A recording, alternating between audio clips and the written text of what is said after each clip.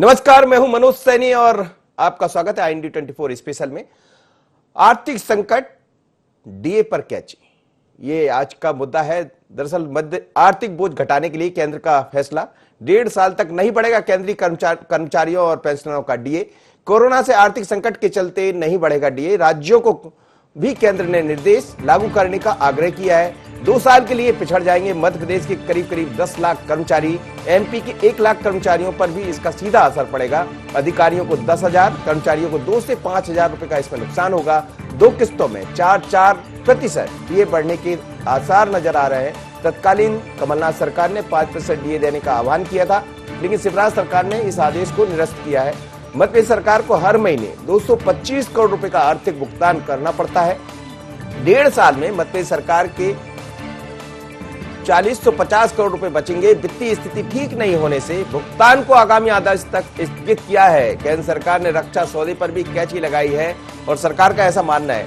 दरअसल मध्य देश भर में इस समय कोरोना को लेकर संकट है और सबको पता है कि कोरोना के बाद किस तरह की आर्थिक स्थितियां मध्य प्रदेश देश के अंदर देखी जा रही है। सारे काम ठप पड़े हैं। सरकार के सामने परेशानी ये है कि कहां से इस राशि को मुहैया कराया जाए, तो इसमें सभी से सरकार ये चाहती है कि अपना सहयोग कीजिए। आपने ये भी देखा कि जो सांसद है उनका वेतन काटा गया, जो विधायकों का वेतन भी देने की बात कही गई थी, लेकिन अब सरकार की कैची कर्मचारियों पर है। डीए का जो भत्ता हर साल बढ़ता था वो अब 1 साल तक नहीं बढ़ेगा, ऐसा सरकार का मानना है। और सरकार ने 2 बड़े फैसले किए हैं। यही नहीं, रक्षा सौदों में भी कटौती करने की बात कही गई है। यदि इस पैसे को रोकते हैं तो सरकार के पास एक बड़ा बजट बच जाएगा, जिसका इस्तेमाल आर्थिक संकट से निपटने के लिए किया जाएगा।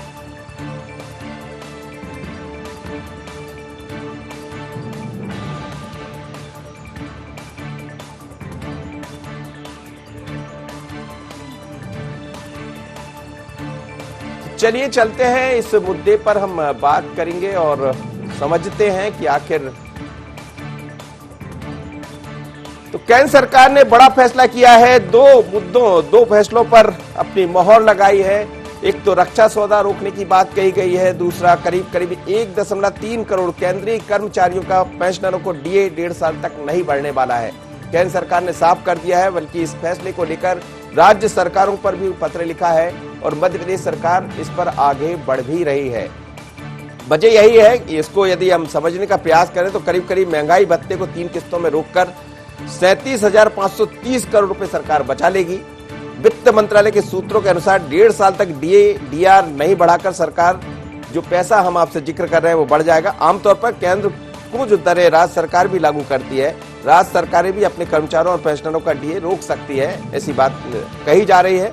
अगर ऐसा है तो राज्य करीब 82,566 करोड़ रुपए बचा सकते हैं। राज्यों और केंद्र को कुल बचत 1.20 लाख करोड़ रुपए तक की हो सकती है और ये बड़ी राशि है। इसी तरह यदि हम बात करें तो आर्थिक संकट की जो बात कही जा रही है, 2 सेना की ओर से नए प्रस्ताव नहीं आए। जी चलिए, इस वक्त मेरे साथ मेरे सहयोगी संदीप मिश्रा जोड़ रहे हैं और इस आर्थिक संकट, डीए और पर कैची, ये आज हमारा मुद्दा है। लेकिन किस तरह से इसका असर मध्य प्रदेश में खासकर कर्मचारियों के बीच में देखा जा रहा है, क्या कर्मचारी इस बात को लेकर तैयार है, संदीप से समझ लेते हैं। संदीप, ये बड़ा मसला है। केंद्र सरकार ने तय किया है कि डीए 1 साल तक नहीं बढ़ेगा और यदि ये नहीं बढ़ता है तो निश्चित रूप से एक आर्थिक बोझ कम होगा और इस समय कोरोना के कोहराम से सभी लोग जूझ रहे हैं। जरूरत है राशि कैसे मुहैया कराया जाए उन चीजों के लिए जो कोरोना के लिए जरूरत है, जिन चीजों की उनकी राशि, एक बजट तैयार करना होगा। सरकार अपने तरीके से कर रही है, लेकिन सरकार ये चाहती है कि उसमें कर्मचारी भी मदद करे, तो मदद करने के बतौर उनका डीए नहीं बढ़ेगा और इसका असर मध्य प्रदेश या अन्य राज्यों पर भी पड़ेगा। क्या कहना है कर्मचारियों का और कितना असर पड़ने वाला? बिल्कुल, देखिए, इस बात में कोई शक नहीं कि जिस तरह से पूरा देश और मध्य प्रदेश भी इस पूरे कोरोना संकट से जूझ रहा है, तो उसमें सभी की कहीं न कहीं महती भूमिका है। कर्मचारी भी इसमें एक कदम आगे बढ़ करके वो भी कोशिश कर रहे हैं कि जितना वो योगदान दे सके वो दें। लेकिन जिस तरह से यहाँ पर केंद्र सरकार ने फैसला किया है और उसका अनुसरण करते हुए कहीं न कहीं अब मध्य प्रदेश सरकार ने भी इशारा किया है, हालांकि अभी पुष्टि नहीं की है, सरकार ने अभी ये फैसला किया नहीं है, लेकिन इशारा किया है कि संभवतः अब मध्य प्रदेश सरकार भी कर्मचारियों का डीए रोकने जा रही है। इससे अब कर्मचारियों में कहीं ना कहीं सरकार के प्रति आक्रोश भी देखने को मिला है। अभी हम कुछ ही देर पहले जी। कुछ कर्मचारियों से बात कर रहे थे, उनका साफ ये कहना था कि एक तो अभी जिस तरह से महंगाई अचानक बढ़ गई है लॉकडाउन के कारण, और फिर उसके बाद जब लॉकडाउन खत्म होगा तो उसके बाद फिर एक बार महंगाई बढ़ेगी, तो उससे कहीं ना कहीं उन्हें काफी दिक्कतें होने वाली हैं। उनकी जो आर्थिक स्थिति है वो खराब होगी, क्योंकि पहले से ही वो अभी फिलहाल घर में बैठे हुए हैं और सैलरी अभी फिलहाल उनकी जो कहीं ना कहीं है तो वो कम है। जैसे अभी 12% महंगाई भत्ता उन्हें दिया जा रहा है, जो 5% तत्कालीन कमलनाथ सरकार ने दिया था उसे भी फिलहाल स्थगित कर दिया गया है। तो कुल मिला के अन्य राज्योयों की अगर केंद्र की तुलना में अगर हम बात करें तो मध्य प्रदेश के सरकार के कर्मचारी जो हैं वो पहले से ही कम डीए पा रहे हैं, तो उनकी पहले से ही कम सैलरी है उस तुलना में, तो उन्हें कहीं ना कहीं इन सब चीजों से काफी नुकसान हो रहा है। हालांकि कर्मचारी ये भी बोल रहे हैं कि हम सरकार की संदीप, मदद करने के मैं लिए आपको रोक तैयार रहा हैं। हूं, आपने जो बात की है कर्मचारी से, सुन लेते हैं क्या कहा कर्मचारी। चलिए चलिए संदीप, आप अपनी बात पूरी कीजिएगा। देखिए, कर्मचारियों का साफ कहना है कि हम सरकार के साथ कदम ताल मिलाने के लिए तैयार हैं, सरकार की हर संभव मदद करने के लिए तैयार हैं। सरकार अगर चाहे तो हमारी सैलरी से कुछ पैसा काट सकती है, महीने भर की भी सैलरी दान करने के लिए कर्मचारी तैयार हैं। लेकिन जो डीए की बात आ रही है, क्योंकि अगर 1.5 साल तक उनका डीए रोका जाता है तो उसमें उन्हें काफी नुकसान होगा। जैसे कि बेसिक सैलरी होती है उनकी, जो उसके हिसाब से उनका डीए बढ़ता है। तो यानी कि अगर हम बात करें तो हर कर्मचारी को कम से कम 2,500 से 3,000 रुपए का एक महीने का डीए, यहां पर डीए का नुकसान होता है। अगर 1.5 साल की अगर हम बात करें तो एक लंबी रकम होती है, तो इससे इन कर्मचारियों को काफी नुकसान होने जा रहा है। इसलिए इस बात में कोई शक नहीं कि कर्मचारियों में यहां पर रोष जरूर देखने को मिलेगा। कुछ कर्मचारियों ने इशारा भी किया है कि लॉकडाउन खत्म होने के बाद वो अपने कर्मचारियों की बैठक करेंगे और उम्मीद है कि एक बड़ा आंदोलन भी यहां पर हो सकता है। चलिए, आप मेरे साथ बने रहिएगा संदीप, मैं और भी कुछ बिंदु आपसे समझने का प्रयास करूंगा। मेरे साथ इस वक्त कांग्रेस के प्रवक्ता ब्रजेश पांडे जोड़ रहे हैं। ब्रजेश जी, आपका स्वागत है। धन्यवाद सर। ब्रजेश जी, कोरोना का कोहराम है, सबको पता है कि इस समय देश एक अलग संकट से गुजर रहा है। एक ऐसी महामारी है जिसकी जो सब पर असर छोड़ रही है, चाहे कर्मचारी हो या आम लोग हो, हम लोग हो, सभी पर कहीं ना कहीं इसका असर पड़ता हुआ दिखाई दे रहा है। लेकिन आर्थिक बोझ इतना बढ़ता जा रहा है कि उससे जूझने के लिए कुछ कटौती भी करना बहुत आवश्यक है, ऐसा सरकार मानती है। अब जो जानकारी आ रही है, सरकार ने 2 फैसले किए हैं। एक तो ये कि जो केंद्रीय कर्मचारी है उनका डीए काटा जाए, यानी उसको नहीं बढ़ाया जाए, और वो 1 साल तक इस फैसले को यथावत रखना चाहती है। दूसरा, रक्षा सौदों में भी कटौती की है। मैं बात रक्षा सौदों पर आपसे नहीं करूंगा, बात इस पर करूंगा कि यदि डीए की कटौती होती है तो कांग्रेस इसको किस तरफ देख रही? देखिए, निश्चित रूप से आज देश के सामने कोरोना एक वैश्विक बीमारी के चलते भारत के सामने जब कोरोना मरीजों की संख्या 30,000 को पार कर चुकी है, 24 घंटे में, पिछले 24 घंटे में 37 लोगों की मौतें हो चुकी हैं और मरने वालों का आंकड़ा भी 7,000 पार कर चुका है। ऐसे समय में हमारे देश के सामने सबसे बड़ी समस्या है इकोनॉमी की। अर्थव्यवस्था को पुनर्जीवित करना सरकार का लक्ष्य होता है और सरकार उसके लिए अगर ये कदम उठा रही है कि केंद्रीय कर्मचारियों के उनके डीए को रोका जाए, क्योंकि केंद्र के अंदर तकरीबन 48 लाख कर्मचारी, 65 लाख पेंशनरों के डीए, तो अगर सरकार ने 2021 तक के रोका तो मैं समझता हूँ एक अर्थव्यवस्था का जो वो है, अर्थव्यवस्था के कोटे में हम अच्छी धनराशि उपलब्ध कर सकेंगे। और दूसरी बात क्या है कि जो 13 मार्च को जनवरी से जुलाई 2020 के लिए 4% डीए सरकार ने बढ़ाया था, अगर सरकार ने उसका भी भुगतान फिलहाल रोक दिया तो जो पहले से उनको 17% महंगाई भत्ता मिल रहा था, तो भी सरकार के कोटे में सरकार को अर्थव्यवस्था में जाकर के एक अच्छा रेवेन्यू सरकार को प्राप्त होगा। ठीक है आज आवश्यक जी ब्रजेश जी, आप बने रहिए। मेरे साथ इस समय राहुल कोठारी जोड़ रहे हैं, भारतीय जनता पार्टी के प्रवक्ता है। राहुल जी, सरकार निश्चित रूप से सरकार के सामने भी इस समय बड़ी मुश्किलें हैं और देश एक अलग संकट से गुजर रहा है। केंद्र सरकार ने साफ कर दिया है कि अब जो डीए है वो नहीं बढ़ेगा, बल्कि राज्य सरकारों से भी आग्रह किया है। मध्य प्रदेश सरकार पर भी इसका सीधा असर पड़ रहा है और जो सरकार, कमलनाथ सरकार ने जो 5% डीए बढ़ाया था उस पर भी रोक लगाई है, क्या कहेंगे? देखिए, निश्चित रूप से देश इस समय संकट काल में है और सभी लोग इस पूरे युद्ध में अपनी अपनी आहुति दे रहे हैं। कहीं ना कहीं हर व्यक्ति जो है उसको बात की गई है, उससे कहीं ना कहीं इस बात की आशा होती है कि अपना अपना वो कहीं ना कहीं योगदान इस पूरे मामले में दे और लगातार आप देख रहे हैं कि पूरे देश के कर्मचारियों ने आगे से आगे बढ़कर अपनी 1 दिन की तनख्वाह, 2 दिन की तनख्वाह इस पूरे मामले में दी है और लगातार आप देख रहे हैं कि व्यापारी वर्ग हो या बाकी लोग हो, सब पीएम केयर से लेकर मुख्यमंत्री कल्याण कोष में अपना दान दे रहे हैं। ऐसे समय में जब देश पूरी ऐसी एक परिस्थिति में खड़ा है, जब उसको आवश्यकता है कहीं ना कहीं नए रिसोर्स डेवलप करने की और पूरी नए तरीके से इकोनॉमी को री एनर्जाइज करने की, आज आदरणीय मोदी जी ने जिस तरह के बड़े फैसले लिए हैं, आपने देखा कि इकोनॉमी स्ट्रेंड करे, उसके लिए 2 लाख करोड़ रुपए के लिए LTRO फंड रिलीज किया गया ताकि बड़े व्यापारियों को, उद्यमियों को अपनी सैलरियां बराबर जारी रखने के लिए कम इंटरेस्ट पे लोन मिल जाए। हमें लगता है उसी के तहत ये सारा फैसला और आगे बढ़ाया जा रहा है। आज जिस तरीके से पुरानी जो दरें चलती थी उनको कहीं से भी डिस्टर्ब नहीं किया गया, वो दरें लागू रहेंगी, लेकिन कोई भी जो नई दरें वर्तमान में बढ़ाई गई थी उनको लेकर रोक लगाने की ये बात आई है, उनको फ्रीज करने की बात आई है। और ये पूरी तरीके से केवल तात्कालिक मामला है, टेम्पररी मामला, ये परमानेंट मामला नहीं है। आने वाले समय में जब भी देश में अच्छी स्थिति आएगी तो निश्चित रूप से इस मामले में सुधार करके वापस सबको राहत दी जाएगी। मैं आपसे बात जारी रखूंगा। इस समय कर्मचारी नेताओं का क्या कहना, जरा सुन लेते हैं। सरकार का जो ये निर्णय है इससे तो मैं सहमत नहीं हूँ। कठिन परिस्थितियों में जान हथेली पर रख के वो सरकारी कर्मचारी कोरोना की लड़ाई को लड़ रहा है। जो अच्छा खासा मुनाफा कमाने वाले, अच्छी खासी तनख्वाहें लेने वाले प्राइवेट सेक्टर के लोग आज कहीं नजर नहीं आ रहे। वही सरकारी कर्मचारी जिसको चारों तरफ से प्रताड़ित किया जाता है, वही सरकार का साथ दे रहा है। तो इस संकट की घड़ी में हम पूरी तरीके से सरकार के साथ हैं, लेकिन हम लोगों का भी घर परिवार है, हमारे भी बच्चे हैं, हमारा भी पेट है। और जब ये कोरोना संकट शांत होगा तो ऐसा अनुमान लगाया जा रहा है कि बाजार में एकदम से महंगाई बहुत अपने चरम पे पहुंचेगी, क्योंकि इतने दिन तक उत्पादन बंद रहा, तमाम चीज़ें, आर्थिक गतिविधियां बंद रहीं। तो जैसे स्थितियां शांत होंगी तो महंगाई में एकदम से छलांग आने की जो अर्थशास्त्र के विशेषज्ञ हैं वो लोग संभावना बता रहे। तो जब महंगाई बढ़ेगी, दैनिक उपयोग की चीज़ें महंगी होंगी और उसी समय हमारा महंगाई भत्ता हमें नहीं मिलेगा, तो सरकारी कर्मचारियों को अपने परिवार का भरण पोषण करना बड़ा मुश्किल हो जाएगा। चलिए, तो ये कर्मचारी नेता हैं और वो कह रहे हैं कि किस तरह से इसका सीधा असर सरकार पर, आम जनता पर पड़ेगा, कर्मचारियों पर पड़ेगा।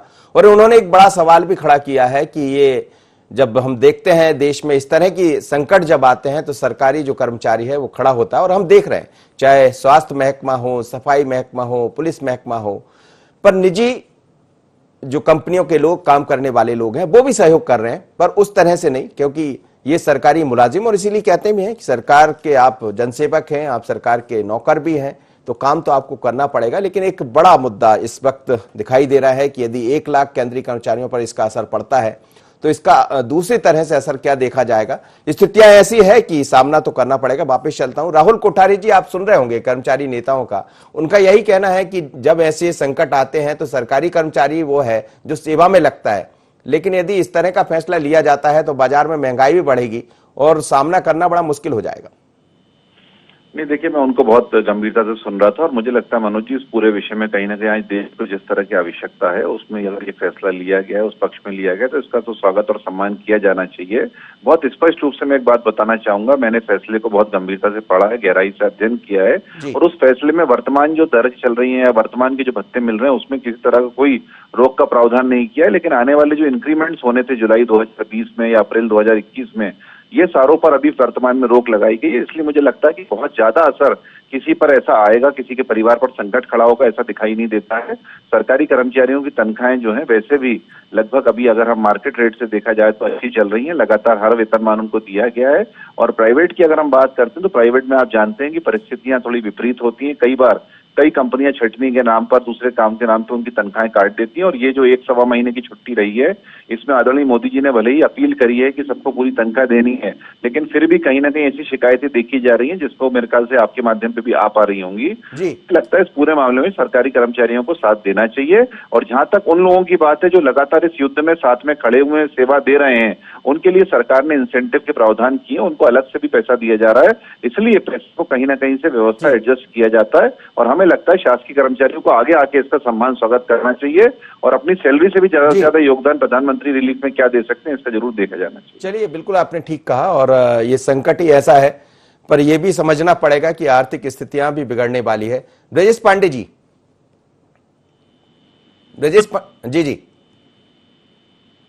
जी बोले।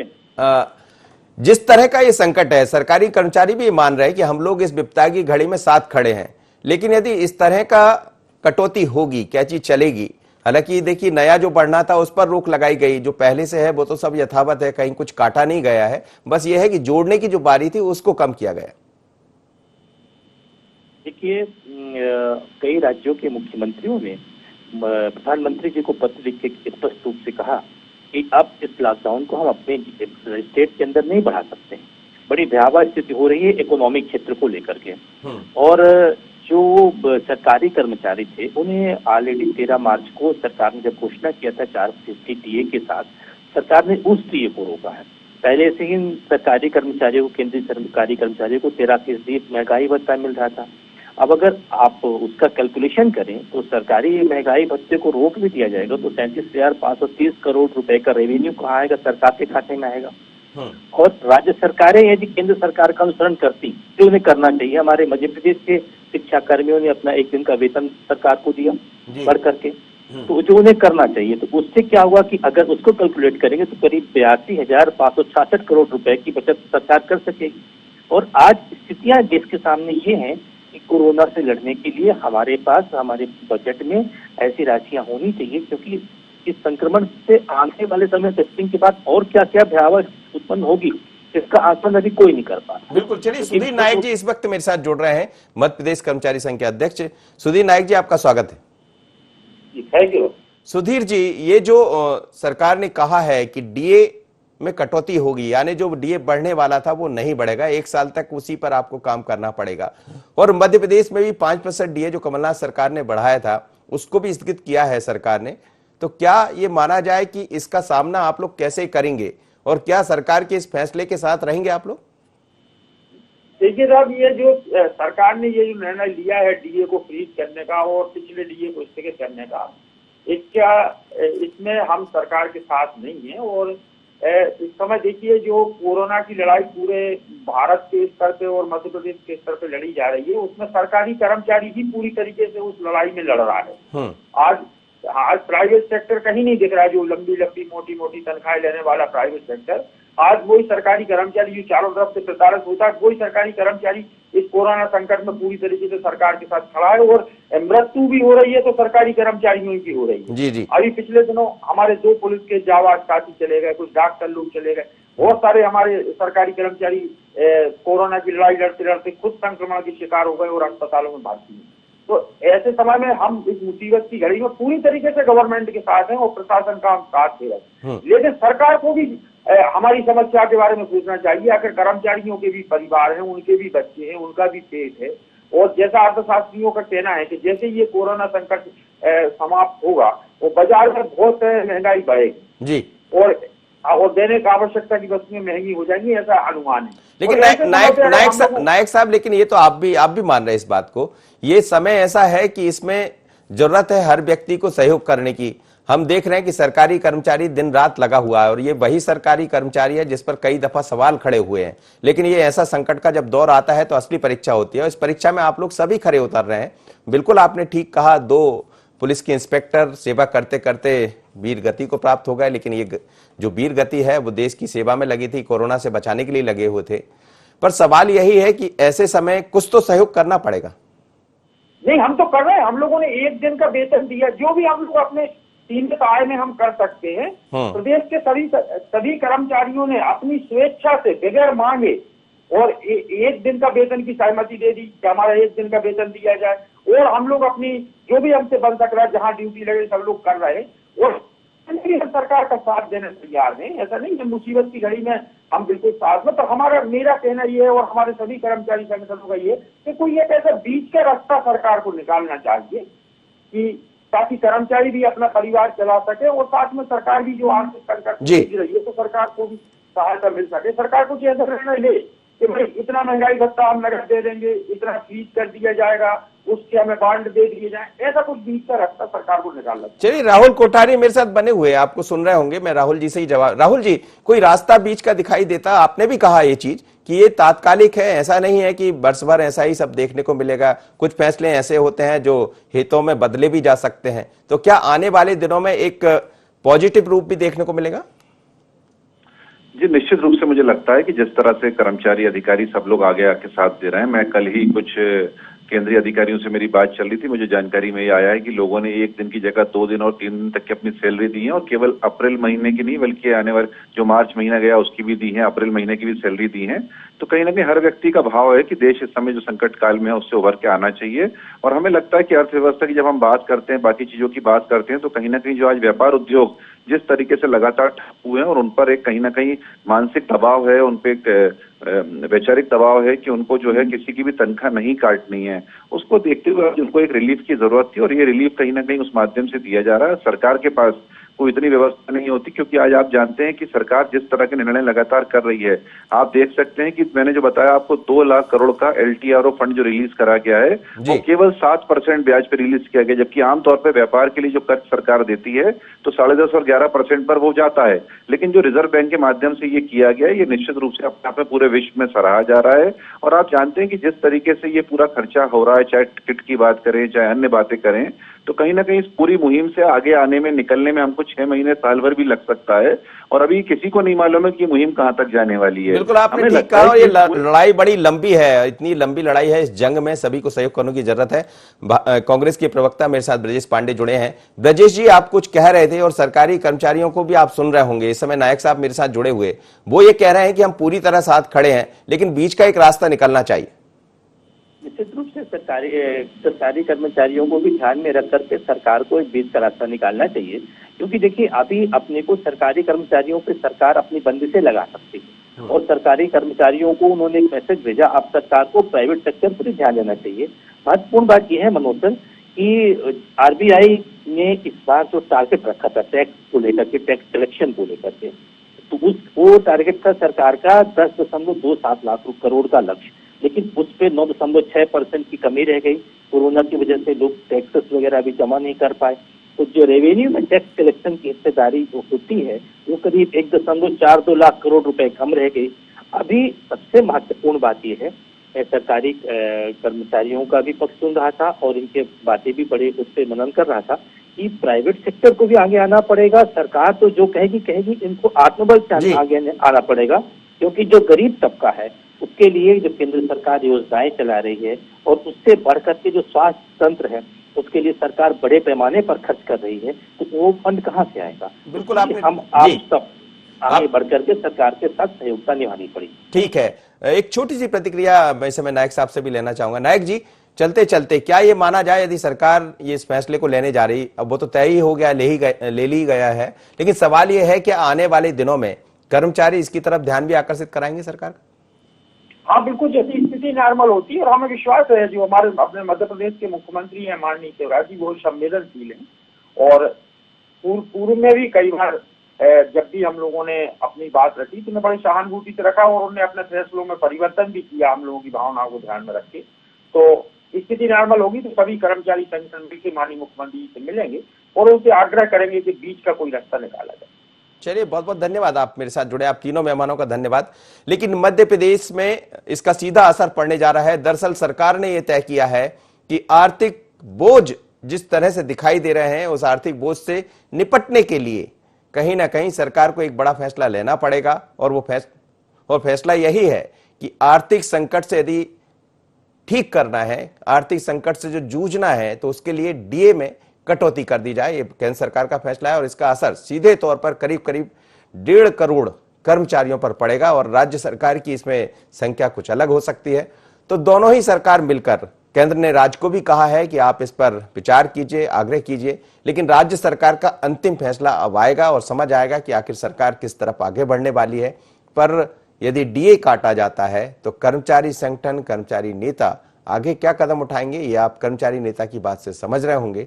पर ये संकट की घड़ी है, और संकट की घड़ी में सब लोगों को साथ खड़े होने की आवश्यकता है, क्योंकि ये महामारी है, ये आर्थिक संकट निश्चित रूप से बढ़ रहा है। हम देख रहे हैं कि तमाम तरह के उद्योग इस समय बंद है, जो जहां से रोजगार के साधन उपलब्ध हो सकते हैं वो सब बंद है। तो इस आर्थिक संकट में सबको संकट मोचक बनकर सामने आना ही पड़ेगा। आज इतना ही, मुझे दीजिए इजाजत, बने रहिए IND 24।